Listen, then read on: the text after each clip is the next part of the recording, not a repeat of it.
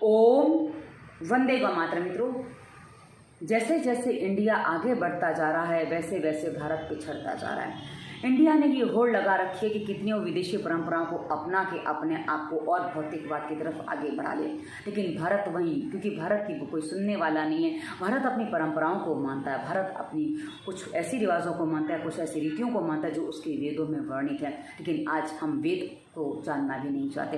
कि मित्रों, आज इस विषय पर मैं वीडियो क्यों दे रही हूँ, मैं उस विषय को पहले स्पष्ट कर दूं कि जब मैंने जाना कि नासा के परिसर में नटराज की प्रतिमा स्थापित है, वहीं आप सुन लीजिए, कहीं ना कहीं कोई भी वैज्ञानिक है वो कहीं ना कहीं स्वीकार करता है कि उसने जो अध्ययन किया, जो खोज की है, वो भारत के ही वेदों पर की है, यानी कि भारत के किसी वेद के सूत्र में से उसने अपनी खोज की है। तो इसका मतलब आप समझ सकते हैं कि भारत के वेदों का स्थान क्या है, और उन्हीं वेदों में हमारे 16 संस्कार और 4 आश्रमों की व्यवस्था जो बताई गई है। हम 16 संस्कार और 4 आश्रम की व्यवस्था पर ही चर्चा करने वाले हैं, ताकि आप कुछ बातों को थोड़ा समझ सकें। और जो हम इंडिया की तरफ भाग रहे हैं और जो टेंशन ले रहे हैं, क्योंकि इंडिया की तरफ जो जा रहे हैं ना मित्रों, वो बहुत ज़्यादा धीरे धीरे भौतिकवाद हो रहे हैं। और भौतिकवादी में मतलब उनको धन कमाना है, अपनी अय्याशियाँ करनी है, अपने सुख सुविधाओं को जुटाना है। और ऐसी स्थिति में कई बार लोग परहित भूल जाते हैं, दूसरों का हित करना भूल जाते हैं, और अपने स्वार्थ में इतने अंधे हो जाते हैं, क्योंकि उनको सब कुछ दिखावा और उसी में सब कुछ समझ में आता है, और उसी को करने के पीछे अपनी जो रियल लाइफ है, अपना जो वास्तविक जीवन है, वो उसको भूलते जा रहे हैं। तो आज हम इस वीडियो में जो आपको कुछ बातें स्पष्ट करेंगे, क्योंकि हमें अपने जीवन को उस तरफ ले जाना है। क्योंकि हम जो आज परेशान है, मैं परेशानी को कि पहले कुछ चीजें आपको गिनवा दूं।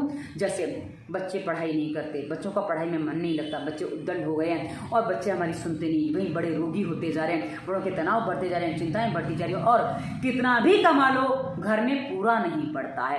पहले एक कमाता था 5 खाते थे, अब 5 कमाते हैं तो 5 खाते हैं। तो ऐसी स्थिति क्यों बन रही है मित्रों? ये सारी बातें हम आपको इस वीडियो के माध्यम से, कुछ बातें आपको स्पष्ट हो जाएंगी। बाकी हम आपको 16 संस्कारों पर अलग अलग वीडियो भी देंगे, और 4 जो हमारी आश्रम व्यवस्था है उस पर भी देंगे, ताकि आप कुछ बातों को अच्छे से समझ सकें। क्योंकि हम जब तक अपनी पहचान में नहीं आएंगे तब तक हम खुश नहीं रह सकते। क्योंकि इस संसार का प्रत्येक व्यक्ति, प्रत्येक जीव जब तक वो अपनी पहचान में रहता है, उसकी अपनी आइडेंटिटी रहती है, और साथ ही उसका अपना अस्तित्व जीवित रहता है। लेकिन जहाँ वो अपनी पहचान खो देता है, उसका अस्तित्व नष्ट हो जाता है। इसीलिए लोग नाम के पीछे मरते हैं। अरे मेरा नाम लेने वाला कोई चाहिए, तो नाम लेने वाला ऐसे ही नहीं आएगा। नाम लेने वाले के पीछे 16 संस्कार लगेंगे। आप 16 संस्कारों को नहीं अपनाएंगे तो नाम लेने वाला, आप देख लीजिए आपके परिवार में कैसा आया है, आपको समझ में आ जाएगा। तो चलिए हम बात करते हैं 16 संस्कारों की, परंपराओं की मित्रों, जिसमें पहला संस्कार जो है, 3 संस्कार जो है, पहले 3 संस्कार वो बालक के जन्म से पहले ही पूरे हो जाते हैं। जी हाँ, उसके बाद 9 संस्कार जो है कुछ परिवारों में 1 साल के अंदर पूरे हो जाते हैं, कुछ लोग 3 साल में करते हैं, कुछ लोग उसको 5 साल तक लंबा कर देते हैं, तो वो 5 साल तक वो पूरे जाते हैं। उसके बाद मित्रों जो हमारे 14 संस्कार हैं, 16 संस्कार में से 14 संस्कार ये हमारे पहले ही आश्रम की जो ब्रह्मचर्य आश्रम कहा जाता है ना, उस ब्रह्मचर्य आश्रम में 14 संस्कार पूरे हो जाते हैं। उसके बाद 15वां संस्कार जो गृहस्थ आश्रम में कहा जाता है, जो 15वां संस्कार हमारा ये जो विवाह संस्कार है, वो गृहस्थ आश्रम में प्रवेश का संस्कार है। यानी कि उसके बाद 3 आश्रम पूरे बाकी हैं, और पहले आश्रम में 14 संस्कार निहित हैं। तो हमें समझना होगा कि पहला आश्रम यानी कि 25 साल की उम्र से पहले का जो समय है, जब एक बालक, एक युवा होता है, उसका विवाह होता है, उससे पहले 14 संस्कार और 1 आश्रम, यानी कि कितनी ज़्यादा ज़रूरत है उस समय हमारे बालकों को, हमें उन चीज़ों को, उनको कुछ चीज़ें बताने की, सिखाने की, समझाने की, और साथ ही उन संस्कारों को देने की। हम जो नहीं कर पाए, उसी के कारण से हम अपने आप को बर्बादियों की तरफ आगे ले जा रहे हैं। और मित्रों आपको बता दूं, अंतिम संस्कार जो 15वां संस्कार हो गया विवाह संस्कार, उसके बाद जो अंतिम संस्कार बचता है ना 16 संस्कार, वो वाकई अंतिम संस्कार ही है। वो अंत्येष्टि को ही अंतिम संस्कार कहा जाता है। वो हमारा 16वां संस्कार है, और वो हमारे सारे आश्रमों के बाद होता है, यानी कि चौथे आश्रम के बाद होता है। जब व्यक्ति मरता है तो सारे आश्रम पूरे हो जाते हैं, और वहां उसका वो अंतिम संस्कार होता है। अब मित्रों मैं आपको बता दूं, संस्कारों में 16 संस्कार के शॉर्ट में बताऊंगी, डिटेल में वीडियो अलग बनाऊंगी, पर इसमें मैं शॉर्ट में बताऊंगी ताकि आप उसको समझ सके थोड़ा सा कि लॉजिक क्या है इसके पीछे। मित्रों जो पहला संस्कार है गर्भाधान संस्कार, हमें जो तैयारी करनी है, मनुष्य की पीढ़ियों को हम आगे बढ़ा रहे हैं। इसका मतलब है कि उस पीढ़ी में कुछ गुण होने चाहिए, दोष नहीं होने चाहिए। तो इसलिए गर्भाधान से पहले गर्भाधान संस्कार किया जाता है। उस समय जो मंत्रोच्चारण वगैरह होता है, उसमें कुछ खान पान कैसा अपनाना चाहिए, वो सारी की सारी जानकारी गर्भाधान संस्कार के समय उस दंपत्ति को दी जाती है, ताकि आप उस तरह अपनाकर उसको, अपने जीवन को आगे बढ़ाइए, ताकि आप एक स्वस्थ शिशु को आगे जन्म दे सकें। अब उस स्वस्थ शिशु के जन्म के लिए जब एक माँ बेबी कंसीव कर लेती है उसके बाद तीसरे महीने में एक संस्कार होता है जिसे पुंसवन संस्कार कहा जाता है, जिस संस्कार के अंतर्गत माँ के कान में कुछ औषधि डाली जाती है, उसको कुछ खिलाई पिलाई की जाती है औषधि, और वो जो चीज़ें हैं वो मैं आपको अलग से वीडियो बनाऊंगी तब बता दूंगी। तो ये हमारा दूसरा संस्कार पुंसवन संस्कार। उसके बाद तीसरा संस्कार आता है मित्रों, उसको सीमंतोन्नयन संस्कार कहते हैं। जो सीमंतोन्नयन संस्कार होता है ना मित्रों, इसमें आपको बता दूं क्या होता है कि आप जिस समाज के व्यक्ति हैं, आपके जितने भी परिचित हैं, वो माँ और जो गर्भस्थ शिशु है उसको आशीर्वाद देने, अपनी भेंट सौगात देने आपके पास आते हैं और अपने आशीर्वाद के साथ आपको भेंट देते हैं ताकि आप अच्छा खाओ पियो, क्योंकि उसमें खाने पीने की चीज़ें भी दी जाती हैं। और जो समझदार लोग होते हैं ना मित्रों, वो आपकी स्थिति के अनुसार आपके पास आते हैं कि भाई आपके पास खाने पीने की चीज़ों की कमियाँ क्या है, वो देख के आते हैं और आपके लिए कुछ वैसी ही चीज़ें लेके आते हैं। और उसमें एक गोद भरना भी कहा जाता है, कुछ लोगों की जगह उसको गोद भराई भी कहते हैं, मतलब विवाह के ये कुछ लोगों की जगह विवाह से पहले गोद भराई होती है, और कभी कभी कुछ जगह ऐसे भी कहा जाता है जो सीमंतोन्नयन संस्कार है इसको गोद भराई की रस्म भी कहा जाता है, कई जगह ऐसा कहा जाता है। और उसमें क्योंकि सारी चीजें गोदी में ही डाली जाती है इसलिए उसको गोद भराई कहा जाता है। तो ये हमारा तीसरा संस्कार हो जाता है। उसके बाद चौथा संस्कार होता है बच्चे के जन्म के समय, उसे हम जात कर्म संस्कार कहते हैं। अब ये जो जात कर्म संस्कार है मित्रों, इसमें जो बालक की जो गर्भनाल है वो काटी जाती, मतलब माँ से अलग किया जाता है। उसके बाद बच्चे की सफाई की जाती है और उसके बाद बालक की जिह्वा पर, इनकी बालक की जो जीभ होती है ना, उस पर सम मात्रा में लिया जाता है। समझिएगा मित्रों, सम मात्रा में घी और मधु यानी कि शहद, ये विष होता है। जी हाँ, ये दोनों सम मात्रा में ली जाए तो विष होता है, और इसमें थोड़ा गौमूत्र का छींटा दिया जाता है ताकि उसका वो विष का प्रभाव नष्ट हो जाए। और उसके बाद उससे बालक की जिह्वा पर ओम लिखा जाता है ताकि बालक अच्छे संस्कारों वाला हो। और ये जो ओम लिखा जाता है ना मित्रों, जिन बालकों को ये नहीं किया जाता, बहुत से बालक जो खाने पीने में पिछड़े हैं ना मित्रों, उसमें एक बहुत बड़ा कारण ये भी, क्योंकि जो संस्कार किया जाता है इससे आपके अंदर जो पहला जो अंदर जाता है वो आपके अंदर पहले से उस चीज़ को आच्छादित कर देता है, जो आपके अंदर जो कहा ना विपरीत पदार्थ का विष गया और आच्छादित कर देता है, जो आपके जीवन को नष्ट होने से बचाता है और आपके जीवन को आगे बढ़ाता है। तो ये जातकर्म संस्कार होता है। उसके बाद मित्रों नामकरण संस्कार आता है। ये कहीं जगह 10 दिन के अंदर कर दिया जाता है, कहीं महीने भर में, सवा महीने में, जैसी जिसकी स्थिति होती है, सुविधा होती है, वैसे वो करते हैं। तो नामकरण संस्कार होता है। उसके बाद छठा जो संस्कार है वो निष्क्रमण संस्कार, यानी कि बालक को घर से बाहर निकालना है, क्योंकि पहले बालक जो जन्म लेता था घर में जन्म लेता था, इसलिए उसको बाहर निकालने की आवश्यकता पड़ती थी।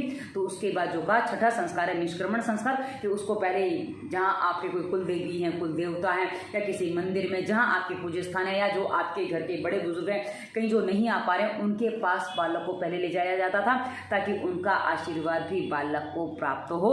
जो आपके पास नहीं आ पा रहे उनके पास आप जाके उसको आशीर्वाद दिला के लाते थे। उसके बाद बालक को कहीं भी लेके जाया जाता था, मतलब उसके बाद आप लेके जा सकते हैं, ऐसा कहा जाता है। उसके बाद सातवां संस्कार है अन्नप्राशन संस्कार है मित्रों। अन्नप्राशन में क्या जाता है कि बच्चे को अन्न खिलाने की शुरुआत की जाती है। ये अधिकांश चौथे महीने में होता है। आप चौथा महीना कहीं पूरा होते, कहीं शुरू होते, कहीं छठे महीने में भी करते हैं, मतलब जैसे जिसके यहाँ परंपरा है उस अनुसार वो करते हैं। और उस समय कोई घर का जो बड़ा होता है, बुजुर्ग होता है, वो उस बालक को पहली बार अन्न खिलाते हैं। अब वो कैसे खिलाते हैं, कई जगह चांदी के सिक्के से खिलाया जाता है। और हाँ, मैं एक बात बताना भूल गई थी, जो जातकर्म संस्कार होता है, जो जीभ पे लिखा जाता है ना घी और शहद से, वो सोने की सलाका से लिखा जाता है। वैसे मैं वो आगे बता देती दूसरी वीडियो में, पर अभी एकदम याद आ गया तो मैंने कहा वो भी बता दूं, वो खिलाने के बाद याद आ गया।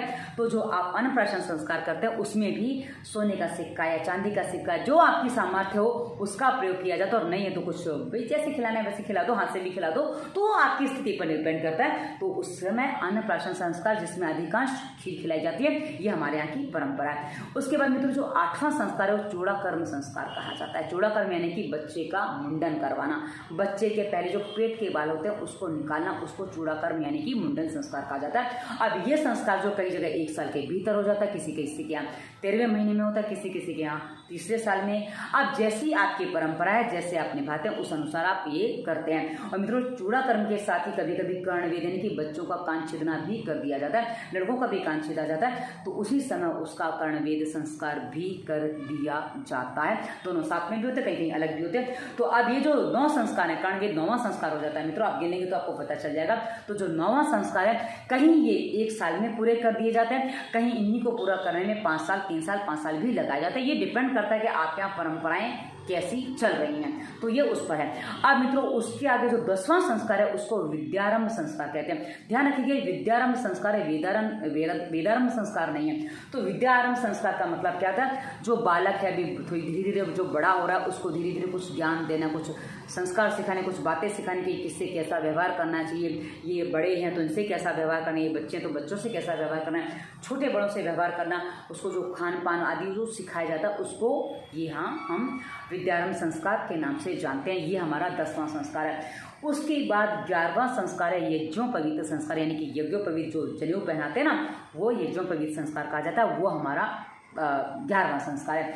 यज्ञोपवीत संस्कार के बाद जो आचार्य जो यज्ञविद जो आपको यज्ञोपवीत देता है वो आपके बालक को अपने साथ गुरुकुल ले जाता है और गुरुकुल में वहाँ उसका वेदारंभ आरंभ होता है, यानी कि वेद की शिक्षा लेना आरंभ होता है। और वेद की शिक्षा के साथ ही वहाँ ये ध्यान दिया जाता है कि आपके बालक की रुचि किस दिशा में है, तो उस अनुसार उसको कैरियर कैसा बनाना है, उसकी सारी की सारी शिक्षा वहीं वेदारंभ में ही उसको दी जाती है कि भाई आपको समाज में क्या कार्य करना है, कैसा कार्य करना है, तो आप वो गुरुकुल में ही सीखते हैं और वहाँ वेदारंभ में वो सारी चीज़ें आ जाती हैं। और वेदारंभ जब आप करते हैं, वो तो वेदारंभ तो बाद में होता है, पर उससे पहले गुरुकुल में जाने के बाद, क्योंकि अब आपको जो शिक्षा देनी है उसमें आपको बहुत सारी चीज़ें आपकी बाहर की जो है वो सारी छुड़वा दी जाती हैं, इसलिए सबसे पहले वहाँ केशांत संस्कार होता है, यानी कि जो 13वां संस्कार है केशांत संस्कार वो होता है, यानी कि आपके बाल कटवा दिए जाते हैं। और आप देखेंगे पुराने चित्रों में, पुराने फोटो में, तो बहुत से गुरुकुल ऐसे रहे हैं जहाँ कुछ समय के बाद 6 महीने के बाद 4 महीने के बाद बच्चों के बाल पूरे मुड़वा दिए जाते थे, शिखा रखी जाती थी, बाकी पूरे बाल कटवा दिए जाते थे, ताकि बालक को शिक्षा, यानी कि अपने श्रृंगार में समय देना नहीं, क्योंकि श्रृंगार अभी है ही नहीं आपके लिए।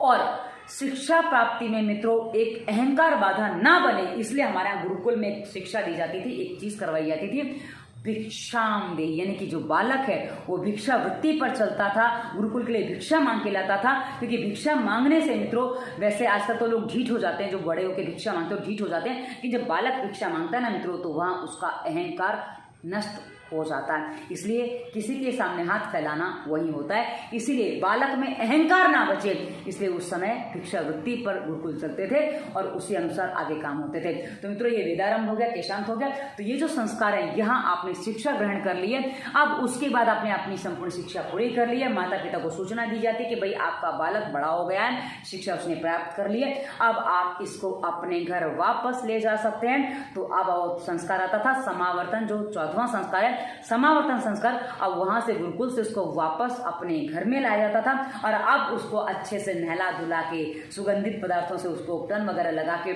उसको अच्छे से एक संसार में प्रवेश कराया जाता था कि भाई अब आप ऐसे रंग रूप वाले होने चाहिए कि किसी की लड़की, किसी का बेटी, किसी का बेटा आप पर मोहित हो और आप एक गृहस्थ जीवन की ओर आगे बढ़े। हाँ, यहाँ तक उसको जो समावर्तन से पहले उसको कहीं हद तक जो सारी शिक्षाओं में कहा ना, एक हमारा जो शास्त्र है जो वात्स्ययन ने लिखा है काम शास्त्र, उसकी भी पूरी शिक्षा दी जाती थी, ताकि एक बालक जो अब गृहस्थ जीवन जीने के लिए आगे बढ़ रहा है, क्योंकि जब आप इस माहौल में जहाँ रहे हैं आप समझ सकते हैं कि जहाँ आपके अंदर आकर्षण नहीं बचा, कुछ ऐसी चीज़ें हैं नहीं, विपरीत व्यक्ति आपके पास है नहीं, विपरीत सेक्स आपके सामने है नहीं, तो वहाँ आपके अंदर कुछ भावनाएं नहीं बनेगी, तो आप हस्तमैथुन के रोगी नहीं होंगे वहाँ पे। तो ये आपको बचाव वहाँ हो जाता था, लेकिन आज वो नहीं हो पाता है। तो जब आप वापस आते तो आपको सारी चीज़ें सिखाई जाती है, बताई जाती है, और उसके बाद आप समाज में कैसा व्यवहार हो रहा है, आपके माता पिता हैं, आपके बड़े हैं, कैसा व्यवहार एक दूसरे से करते हो आप देखते हैं, और उस अनुसार फिर आपका विवाह होता है।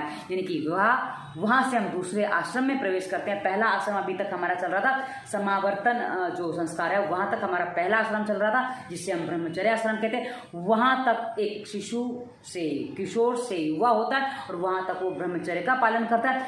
अब उसका विवाह होता है, विवाह संस्कार के बाद वो गृहस्थ जीवन में प्रवेश करता है और यहाँ वो आगे एक संतान, अच्छी संतान की उत्पत्ति के लिए विवाह करता है, और विवाह संस्कार के बाद सीधा वो गर्भाधान वापस चालू हो जाता है आगे वाली पीढ़ी के लिए। तो मित्रों ये विवाह संस्कार जो होता है, वहाँ एक दंपति विवाह संस्कार की आवश्यकता क्या है, इस पर मैं आपको अलग से विवाह संस्कार पे जब वीडियो बनाऊंगी ना कि हमारे विवाह 8 प्रकार के होते हैं, तो उस पर भी मैं वीडियो दूंगी। और ये क्यों अनिवार्य होता है, कि एक जो संतान है उसकी जिम्मेदारी माता पिता दोनों ही मिलकर उठा सकते हैं। अन्यथा आज हम देखते हैं क्रैश हैं, पालना घर हैं बने हुए, क्योंकि माता पिता दोनों जॉब कर रहे हैं, दादा दादी वृद्धाश्रम में पढ़े हैं, तो भाई बच्चों को कौन कौन संभालेगा, तो बच्चे कृष में पलेंगे।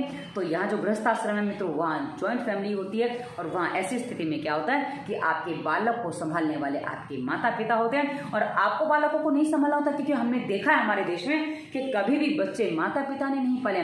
माँ ने तो मात्र बच्चों को दूध पिलाया, पिता तो बच्चों से जब तक सब लोग होते थे ना सामने भी नहीं आ पाता था, अपने बच्चे को देख भी नहीं पाता था। तो जब माँ के पास बच्चा रात को जब वो अपनी पत्नी के पास होता था और बच्चा वहाँ होता था, तभी वो बच्चे को खिला पाता था। ऐसा हमने बहुत से पिताओं की, मेरे पापा ने मुझे ये बात खुद बताई है, लेकिन तब ऐसी बातें थी। लेकिन आज ऐसा नहीं है। आज तो हम एकल परिवारों में रहते हैं तो हमारे साथ बहुत सारी समस्याएं अलग हैं। और उसके बाद मित्रों आगे चलते जब विवाह संस्कार हो गया, उसके बाद 25 साल गृहस्थ आश्रम में रहने के बाद, क्योंकि हमारा जो उद्देश्य धर्म अर्थ काम मोक्ष, ये हमारे जीवन का उद्देश्य कहा जाता है, जिसकी पूर्ति के लिए हम सारे काम करते हैं। तो जब विवाह के बाद 25 साल बीत जाते हैं, 50 साल की उम्र के आसपास धीरे धीरे अपने गृहस्थ जीवन को छोड़ने की प्रक्रिया आरंभ होती है और उसके बाद धीरे धीरे हम वानप्रस्थ की तरफ आगे बढ़ते हैं कि गृहस्थ से मोह छोड़ना। बालकों को तैयार हमने किया है, अब बालक अपनी स्थितियों में तैयार होकर 10 साल और दिए जाते हैं। जो कहा ना, जो वानप्रस्थ की जो तैयारी होती है उसमें क्या होता है कि हम अपने गृहस्थ की जिम्मेदारियों को धीरे धीरे छोड़ रहे हैं, बालों को पर उनको डाल रहे हैं, ताकि युवा पीढ़ी जो आने वाली पीढ़ी उसको संभाले और वो उसकी अपनी जिम्मेदारी समझे और उसको उठाए और हम धीरे धीरे उससे निवृत्त होकर अपनी आने वाली पीढ़ी को संस्कार देने का काम कर सकें। और जब हमने आने वाली पीढ़ी को संस्कार दे दिए हैं तो उसके बाद हमारी जिम्मेदारी बनती है कि अपने मोक्ष की प्राप्ति के लिए हम ईश्वर का भजन करें। तो करीब 75 साल की जो उम्र हो जाती है, आजकल तो लोग जी भी नहीं पाते हैं, तो उसके बाद वानप्रस्थ या उसके बाद संन्यास आश्रम कहा जाता है कि अब हमें एक सन्यासी की तरह जीवन जीना, जहाँ हम सिर्फ ईश्वर भजन करेंगे, ईश्वर की उपासना करेंगे। और उसके बाद आप कितना जीते हैं, 10 साल 20 साल 50 साल 100 साल, क्योंकि पहले जो उम्र हुआ करती थी 100 के ऊपर भी निकल जाती थी, 125 150 भी हो जाती थी। तो उसके बाद की जो उम्र है उसके लिए कही जाती थी कि अब आप ईश्वर की प्राप्ति में, क्योंकि आपने अपने संसार को जिया, उसको पूरा निभाया, तो आप इस तरह से अपने जीवन को अंतिम स्थान तक पहुंचाइए, जिसे हम अंत्येष्टि संस्कार कहते हैं। वहाँ आने वाली पीढ़ी हमारा अंतिम संस्कार भी करती, क्योंकि हम जहाँ हैं जैसी स्थिति में हैं, कई बार परिचय रहता है, आ जाना जाना रहता ही है, ये चीज़ें हो जाती हैं। तो मित्रों ये हमारे यहाँ की पूरी पावनी परंपरा है। यदि हम इस परंपरा को और विस्तार से आपको अलग अलग वीडियो में बताएंगे तो आपको यह अच्छे से और क्लियर होगा। ये वीडियो हमारी प्लेलिस्ट अपनी प्रकृति समझो का हिस्सा बनेगा, मेरा प्रयास वही है। और नहीं तो लगा तो आगे ज़्यादा वीडियो होगा तो फिर उसके लिए अलग प्लेलिस्ट भी बना दूंगी, तो तब देखा जाएगा। तो आशा है आपको ये सारे संस्कार समझ में आए होंगे, 16 संस्कार 4 आश्रम सारे समझ में आएंगे। और मित्रों ये वीडियो आपको कैसा लगा अवश्य बताइएगा। इस वीडियो के डिस्क्रिप्शन में जो हम अपनी गलतियाँ कर चुके हैं, जो हम अपने रहन सहन खान पान में जो हमने संस्कारों को नहीं अपनाया, उसके कारण जो टेंशन वगैरह होते हैं, हमारे जीवन में जो रोग आते हैं, दवा मुक्ति, वायरस के प्रभाव और फालतू विचार मुक्ति, 3 प्लेलिस्ट में हमने बहुत सारे रोगों पर वीडियो दिए। आप देखिए, निर्देशों को सुनिए, ये पालन करते हैं तो आप अपने रोगों से मुक्त हो सकते हैं और हर रोग से मुक्ति आपको मिल सकती है। और आगे हमने और भी बहुत सारे लिंक इस वीडियो के डिस्क्रिप्शन में दिए, खोलेंगे तो आपको आपके काम की बहुत सारी वीडियो मिलने वाले हैं। भोजन बनाने की विधि भी हमने बताई है और आगे हमने इंस्टाग्राम फेसबुक का लिंक दिया जहाँ बहुत सारे थॉट्स डालते हैं और आप हमें वहाँ फॉलो कर सकते हैं। अंत में हमने अपना नंबर दिया, हर रोग का समाधान ऊपर है, एक बार खोल के देखेंगे पता चल जाएगा। और नंबर हमने कंसल्टेंसी के लिए दिया है, तो आप हमसे कंसल्टेंसी करना चाहें तो आप कर सकते हैं। हमने कंसल्टेंसी की फीस होती है, फीस आपकी समस्या के अनुसार होती है। तो ये वीडियो आपको कैसा लगा उसे बताइएगा। धन्यवाद। वंदे मातरम।